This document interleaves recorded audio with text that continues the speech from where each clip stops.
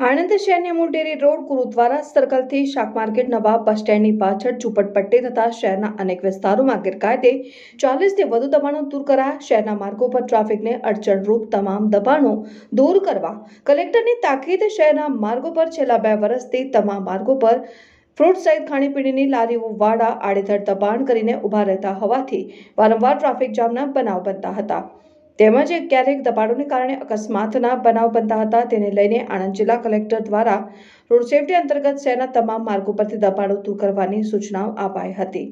આણંદ નગરપાલિકા દ્વારા આજે સવારે અમૂલ ડેરી રોડ ગુરુદ્વારા સર્કલથી શાક માર્કેટ તેમજ અમૂલ ડેરી રોડ નવા બસ સ્ટેન્ડની પાછળ ઝૂંપડપટ્ટી અને શહેરના અનેક વિસ્તારોમાં દબાણ હટાવવાની કામગીરી હાથ ધરીને 40થી વધુ લારી ગલ્લા ઉઠાવી લેતા માર્ગ પહોળો બની જતા વાહન ચાલકો રાહતનો અનુભવ થયો છે।